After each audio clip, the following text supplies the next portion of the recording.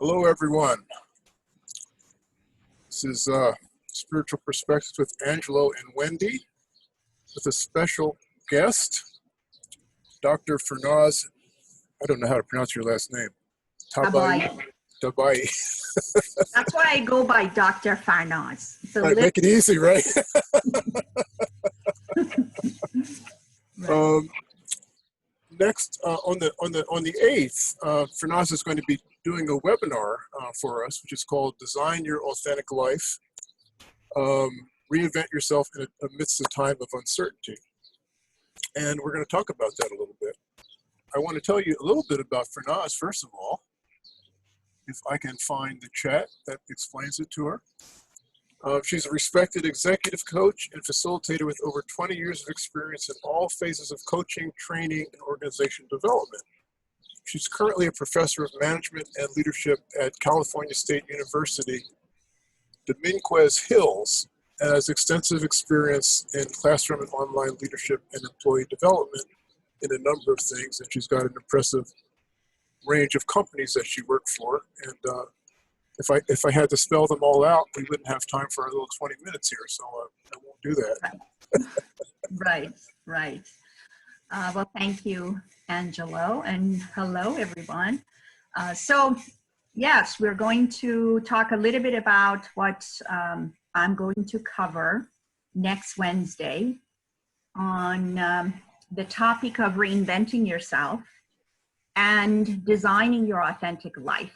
So, I just wanted to mention that what we're going to cover next week is going to be where we're at, right, in terms of our own change that has happened in the past 3-4 months. Our world has been upside down, and we're having a hard time sometimes figuring out what our next step is. And we'll go through some change models and also talk about how you can transform this time into a time where you can be creative and innovative with your life and work and design it in such a way that you can achieve whatever it is that you want. So, I mean, some coaching as well. So it should be transformational. I'm looking forward to it. I know that. And, I think it's a fair game to ask you, if we're talking about redesigning your life, tell us a little bit about yourself, Fernaz. I'm sure you've had times where you've had to reinvent yourself, as we all have, but just tell us a little bit about your story. Yes, absolutely. So I have reinvented my life so many times, my life and work, that it would not fit into a 12-hour Facebook Live. So I won't bore you with all of it, but I will just say this, that in terms of my career, I've been an electrical engineer. I've been a systems analyst, software developer, program manager, instructional designer, and professor, coach, and organization development consultant. So you already talked to her, isn't it, Wendy? Right, that's just career. That's just career, right? Then it's personal life, and how that happens. You sort of need to figure out what your strengths and weaknesses are, what are you attracted to, and how you can change that if that's not what you want. So the reinvention every time has happened because I either found something else that was interesting, or what happens with a lot of people is the process of habituation, that when you are doing something a lot, it becomes boring after a while, right? You want another challenge. Or that you have just done everything there is to know about one job and you want to move on to something else that is inspiring you for whatever reason. So that process of habituation causes us to want to seek some other way of being in the world. And that is natural, because as you can see in the past 4 months, everything has changed. Practically everything has changed. And we have this moment of pause that we've been given. So we need to use that in a way that can sort of propel us towards what we really want. I know that one of your dissertations was on improvisation. And since I know you a little bit, I know that you're an improviser. And you're in this club that I'm also in, of applied improvisation. Right. Talk to me about improvisation and how this is kind of germane to what we're going to do next Wednesday. Sure. So I was introduced to improvisation when I was an instructional designer, and I was writing training courses when I was at Northrop Grumman. And the training courses were designed for other trainers. But I was too scared to stand up in front of a class of trainers and teach them how to teach my class that I had designed. So, and I wanted to teach. I always wanted to teach. So everyone told me to take improv. And, once you hear something 5, 6, 7, 8 times, there's something to this. Maybe I should take it. So I took improv. It was the scariest thing in the world. You have to think on your feet. I have no idea what I said. I have no idea if it made sense. But I do remember that it was such a big stretch for me. I didn't have a theater background. I had not done any form of performance. So once I kept taking it, I realized how much calmer I became, how much more present I was. I use it as a form of spirituality, as a form of mindfulness, because you have to be in the moment to be able to create a story with another person when you have no idea what they're going to say. Right. And when I realized how important it had been for me, and I started to teach because improv helped me sort of get rid of some of that fear. Once you do improv, there's really nothing else that would be as scary. So everything else seems more manageable. And then I did some research. I taught leaders in various parts of the United States. I taught them how to use improv, how to use it with their employees, how to use it in their team meetings. And then I coached them on how to use it after the fact when they were saying, well, I'm having problems in this part, or I did this and it didn't work. Once I did the coaching, and then I measured the difference between the engagement level for the participants, engagement level of their employees, and also their listening skills, communication skills, ease with delegation, which is a big deal for a lot of leaders. So that was a wonderful research, and it had a lot of positive results. And then for my postdoc work, I sort of tried that again in a collective form. So when a collective number of people are leading, not just one person, and how that works if you teach improv to everybody, because people have different kinds of expertise these days. One leader on top is not good enough because he or she may not know anything about the subject matter that you're trying to solve for that moment.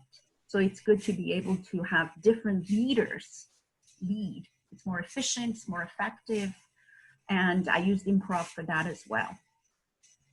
It seems particularly appropriate in this day and age when there is so much uncertainty to use the title of your session. Yes. So maybe you've had these skills that you've always used, but all of a sudden, in an extreme example, you don't have that job doesn't exist anymore. Right. What are you going to do? Right. I mean, and we have all lost something, right? And that's the reason I'm going to talk about change. I use different types of change models for my work, but I'm going to talk about 2 different ones that help you pinpoint what's blocking you from making a change, which is the important part. And a lot of people ignore that, because whenever we want to make a change and we're having a hard time doing it, it's usually because we're also committed to something else that perpetuates our status quo. And that's the part where I'm going to focus on. So now we're in this position where everything that we have known has changed. And we're supposed to work from home. We can't be free to go outside. Our coping mechanisms, some of them have been taken away from us, like hugging, seeing people you love, right? Going to a concert, anything. And we have the disease itself, how we're worried about it, how many people are suffering from it. We've had all sorts of social injustice that we've noticed, the Black Lives Matter movement and protests, and all of that is contributing to this moment in time that where is very distracting and it's difficult. We're not focused, we're not productive, but if we take small steps, we can actually use this time for creativity and innovation. Go ahead, Wendy, please talk. You're sitting there. Yeah. I have a question for you, Farnaz, because as I'm listening to you, especially what you shared about changing your career so many times, it's one thing to become bored with a career, outgrow it, and then pursue something new. Most people can't muster enthusiasm for that. But you made so many career changes. What did you do in a situation where change was thrust upon you and it wasn't a personal choice? Because I'm assuming at some of these career changes, they weren't all because you got bored and wanted to try something new. How do you handle change being thrust upon you and then creating something new and recreating competence and starting out not knowing anything? Can you talk about that? Sure. So yes, lots of changes are unplanned, such as the ones that we're going through right now. So the way that I've been able to move on beyond my comfort zone has usually been because I have hired somebody to help me, whether a coach, a therapist, all this schooling that I've done, the process of learning about different ways of being in the world. I've had mentors through the years, and I'm very grateful for all the people that have helped me. And the bottom line is we do need support. It could be your best friend. It could be your spouse. Your support could be the teacher that you're taking the class from. Or it could be someone as a coach or a therapist where it can help you with wherever you are inside to make the change. Because on the outside, it's easier to implement things. Change this process, add this to the website, right? Those are things externally we can make changes for. But internally, that's when it gets confusing. And you can't see your own blind spots. That's why they're blind spots. And you need someone to help you take small steps and gradually be able to make that transition. Oh, I love that answer. I also love what you had to say earlier about, if you're going to move from one place to another, maybe you see what it is where you want to go. You have to give up something in order to get there. Absolutely. What is it that why is this pattern still going on? You know what I mean? What do you have to gain? What do you have to gain by keeping it? What do you have to do by leaving it? And what choice do you want to make? Right. So one side of it is that our brain in general, right? Our brain is not that different from caveman days in some ways, right? Our brain has been designed to keep us alive. That's it. Our brain was not designed to make us happy. Our brain was not designed to keep us engaged, right?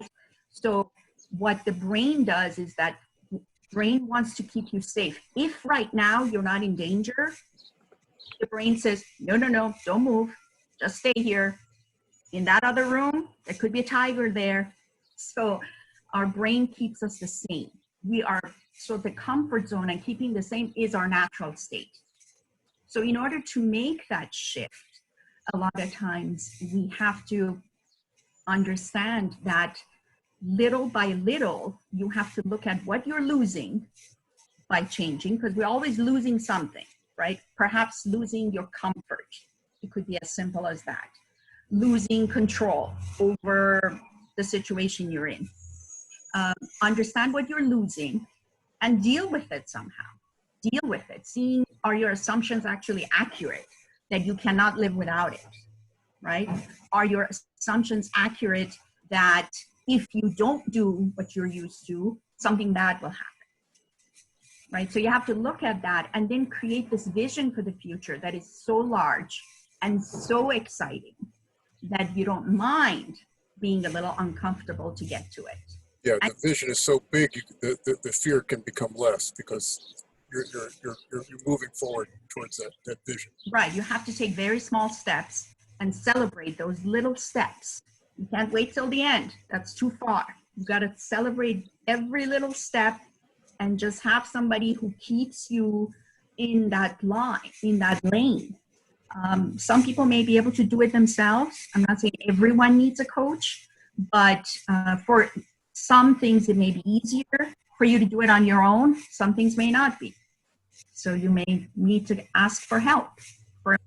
It could be your friend. It could be your neighbor.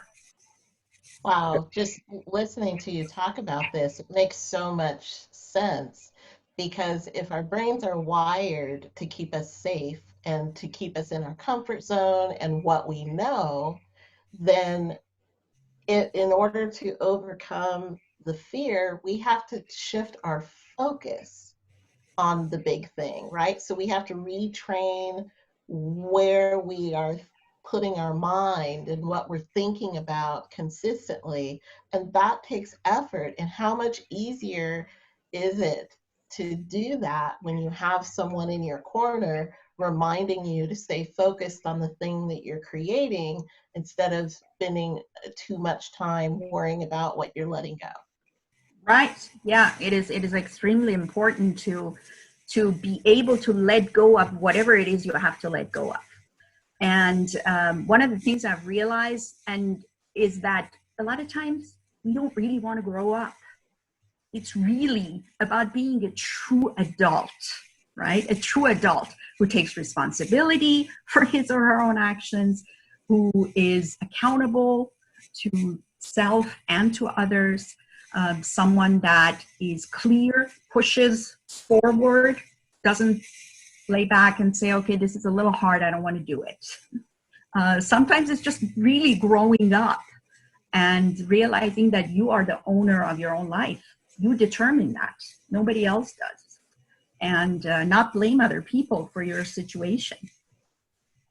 Well, you've succeeded in exciting me about it. And let me tell the people when it's going to be. It's going to be July 8th, I believe is a Wednesday, at noon. Yes. It's noon Pacific time. Is that right? Noon Pacific time, yes. Pacific time, 3 Eastern time. And I will put the link in the show notes. And also, it's free. It's free, yes. And I'm going to give people who attend a gift. A special gift, which you won't know until you register, until you come. So You have to register and come next week, and you will receive a gift from me. And it's a good one. And I should note that I didn't look today, but already 15 people have signed up. There's only room for 35. So if you're interested, this is your chance. I don't know if you're going to get a chance to talk with Dr. Fernandez before. In a way, it's free coaching. So at least Right. I'm going to be coaching on the call. And what else have you got to lose? I mean, people do. There are people sitting at home watching Netflix so much that their neck is hurting. Like, perhaps you should move. And do something different. So if you're watching this on the replay, give us a hashtag replay in the comments and let us know what your biggest takeaway was from this conversation. I know I've learned a lot from Dr. Farnaz. That's what you like to be called, right? Dr. Farnaz. Or just us, yeah.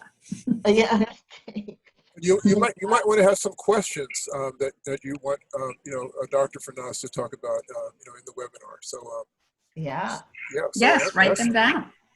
And for the people who are coming next week, think about something in your life that you're trying to change, or you have been trying to change and you haven't been as successful at it. And we'll sort of explore what that's about. Wow, I'm excited.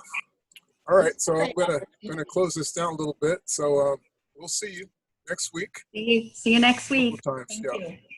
Thank you. Goodbye. Stop live stream. Goodbye, everybody. Oh, that was great.